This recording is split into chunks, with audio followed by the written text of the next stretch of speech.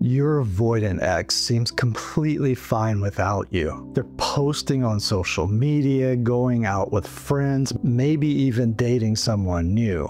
But here's what most people don't realize.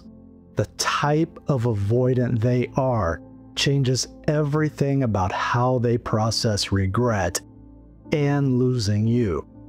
And what that means to you is this. If your ex is dismissive avoidant or fearful avoidant, it determines not just when they'll regret losing you, but how they'll show it. And one type is much more likely to miss you right now, while the other might not miss you for a very long time. And if you think missing you right away means they miss you more, then keep watching until the end, because the ex who looks like they've moved on might be the one who never truly does. And the reason I say that is because attachment research makes it clear. Dismissive and fearful avoidants actually process emotions in completely different ways, and that changes everything about your breakup. Now, if your ex has a dismissive avoidant attachment style, it's not that they don't feel this deep connection. They just treat emotions like background noise. And what that means is this. The feelings are still there, but they've trained themselves not to pay attention to them. Now let me explain why. Imagine for a moment a time when you were a very young child. You lift your arms to be picked up, but no one does it. You cry and no one comes. You press close to feel the warmth of being held, but the person next to you stiffens or turns away. Little by little, you stop reaching out. You sit quietly, you play by yourself, not because you don't want to feel this connection, but because trying never seems to work. More and more you begin to realize that needing someone drives them away. You can reach out for love all you want, but no one's coming. So you push that need for connection way down inside until it becomes easier to stop needing anyone at all. That's how a dismissive attachment style is formed, and it can happen before you even learn to speak. Now here's why that matters. Once you understand how their attachment style was formed, you can begin to see the hidden pattern behind it. And as you begin to see the hidden pattern behind it, you unlock the secrets of their behavior, even if it's buried where no one else can see it.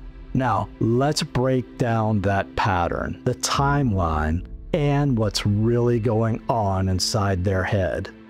When researchers studied people with avoidant attachment, they discovered a pattern, and that pattern goes like this. As your relationship grows stronger, their nervous system moves into fight or flight. To put it simply, the closer you get to a dismissive avoidant, the more they subconsciously feel threatened. And what that means is this: their body is going into self-protection mode without them even realizing it. And what that really means to you is this: when you get close, they start shutting down or pulling away. To put it simply, they default to what they learned in childhood, which means they shut down their emotions before they get rejected or hurt. Even if you feel like the most loving and caring person in the world, avoidants still return to what feels safe to them. And they do that using what psychologists call deactivating strategies. Deactivating strategies are automatic subconscious behaviors they learned in childhood that shut down emotion the second it starts to feel like too much. Pointing this out here is super important because roughly between week 1 and week 4 of your breakup, you'll notice the deactivating strategies. You'll probably see the connection for yourself, but let me dive in a little deeper here and tell you what these strategies look like in both stages of their life. As a child, they learn to appear indifferent, reject hugs or any attempt to be comforted. Even when upset, they don't cry out or reach for comfort. They go quiet and distract themselves. As an adult, your avoidant ex will cut off contact or ghost you. They justify the breakup in logical, detached terms or describe the relationship in a way that doesn't match your experience. And they double down on independence, throwing themselves into work, fitness, or strict routines, acting like the relationship never mattered. The main thing to remember here is this. On the surface, it looks like they've moved on. But the truth is, they haven't let go. They've just activated a defense mechanism. Now stay with me, because the answer you're looking for is just around the corner. And the reason I say that is because that suppression doesn't last forever. And what that means to you is this. Regret for dismissive avoidance often surfaces somewhere between 3 to 12 months after the breakup. But here's the catch, and it's important. The timeline isn't what matters most. Whether it's been 3 months, 12 months, or 12 years, all it takes is one moment, one emotional crack in their armor, and the truth of what they lost finally hits them. Now, I can't stress the importance of this enough. Regret doesn't show up on a schedule. It shows up when their defenses are down, and that can be triggered by stress, loneliness, rejection, or even a single moment of unexpected honesty, where they finally begin to untangle the subconscious beliefs they've carried since childhood. Even then, dismissive avoidants are only likely to reach out if they feel in control and don't expect any emotional pressure from you. And what that ultimately means for you is this. Their regret often shows up as curiosity, subtle bids for connection, or attempts to reestablish casual contact, not big emotional confessions.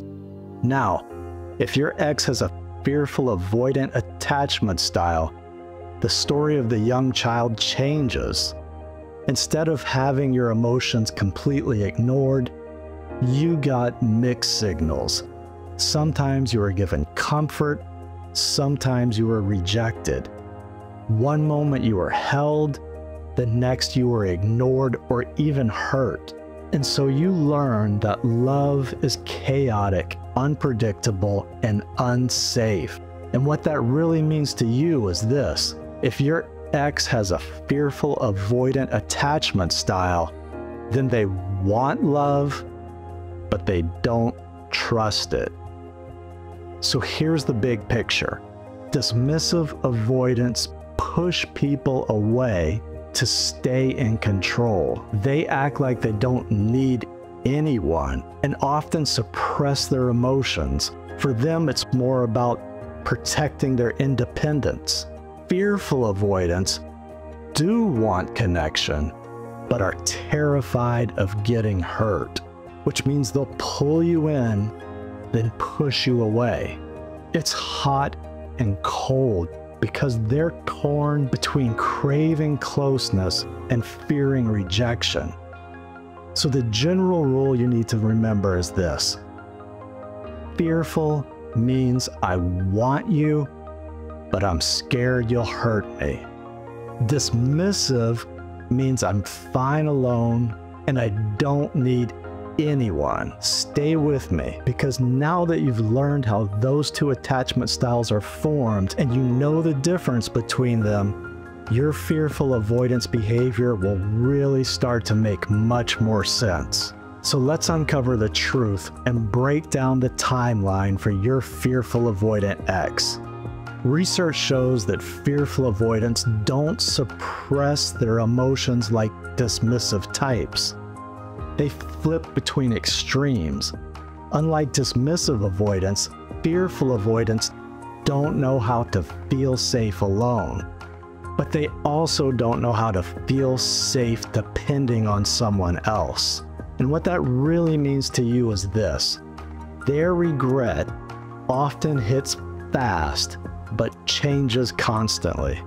Here's what you'll see from a fearful avoidant: over-apologizing, swinging between missing you and blaming you, reaching out one day, then disappearing the next. It's not random. You'll see a pattern here. In the first few days or weeks, they're often flooded with emotions. That can include guilt, panic, and intense loneliness. You might even get messages like, "I miss you already. I can't believe I did this. I don't know what I want. You deserve someone better than me. I'm just going to hurt you. I'm not good at relationships." And this is where it gets painful. What really makes this a big deal is this: they mean what they say in the moment. But what they're saying is coming from fear, not from any real decision about your relationship. This is the reality you have to understand about fearful avoidance. As soon as the panic and loneliness begin to fade, the fear of emotional closeness comes roaring back. And the moment that fear of closeness starts to fade, the fear of losing you comes rushing back just as hard. To put it simply, they're afraid of losing you, and they're afraid of being close to you. And if that stings, there's a reason. Roughly between week 2 and week 8 is when the push-pull becomes the strongest. They may stalk your stories, reach out casually, even say they made a mistake. But if you respond with vulnerability or try to reconnect emotionally, they will most likely shut down again. And the reason I say that is because deep down inside, they still expect love to hurt. And as you've discovered, there's a psychological reason behind that. In childhood, the love they received came with fear, which means now closeness feels dangerous, even when it's what they want the most. Now, what that means is this: regret for a fearful avoidant is real, but unstable. And what that really means is this: they feel everything, the loss, the missing you, the hope, but they don't trust any of it enough to act on it. Now, what that ultimately means is this: about 3 to 6 months after the breakup, a fearful avoidant is doing one of two things. Number one, they're actively suppressing their feelings. They keep busy, avoid reminders of you, delete your photos, skip songs that remind them of you, and dodge conversations where your name might come up. And what that really means is this: they're trying to erase every trace of you from their life. And the reason they're doing that is because facing their feelings brings up too much confusion, shame, and grief.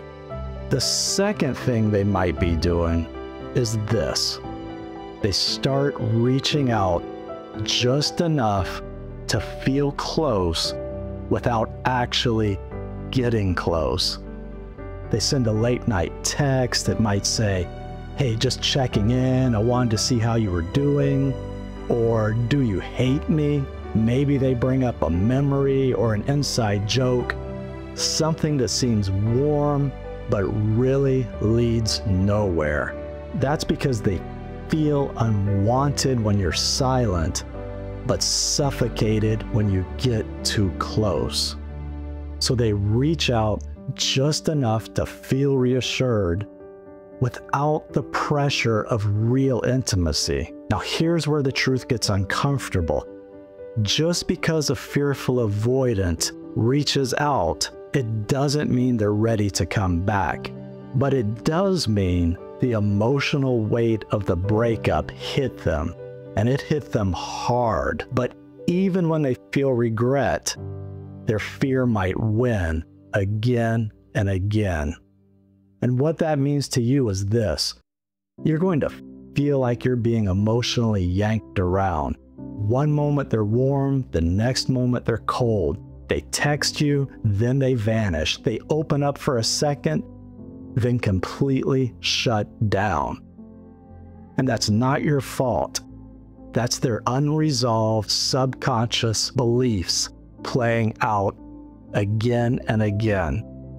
Now, let's wrap up what all this actually means. I'm going to tell you who regrets losing you first, who regrets losing you the most, and the critical mistake most people make, and what actually predicts if your ex will come back. Attachment styles exist on a spectrum. Individual responses vary, but this is the thread running through all of it. Fearful avoidants experience conscious regret earlier, but dismissive avoidants may have more enduring regret once it emerges. So if you are struggling to understand your avoidant ex, the bottom line is this: fearful avoidants feel the pain first and hardest. Regret hits them immediately, flooding them with intense, chaotic emotions. Dismissive avoidants take longer to feel that pain, but when it breaks through, it runs deep and in a different way. Their emotions are colder, quieter, and harder to process, which makes their suffering slower, lonelier, and harder to heal. Now here's the critical mistake most people make. They think the moment their ex feels regret, they'll come running back. But regret is just a feeling. It doesn't mean they'll reach out. It doesn't mean they'll apologize or change. What actually predicts if they'll come back is whether they found real support and started working on their subconscious beliefs that are driving their behavior. Without that, missing you doesn't change anything. Now, this is the reality few people can accept, but I want you to understand. Your ex isn't trying to hurt you. They're trying to protect themselves. For avoidants, closeness in adulthood feels like the very thing that failed them in childhood. If you're feeling anxious and stressed over your ex, check out my Calm Habit playlist. It'll help you stop the spiral and feel grounded again. And if you're scared of letting go or don't know what to do next, download my No Contact Survival Kit. It'll walk you through this step by step. Now, if you're still wondering what your ex is actually feeling right now, watch this video next, the Avoidant Ex Regret Timeline.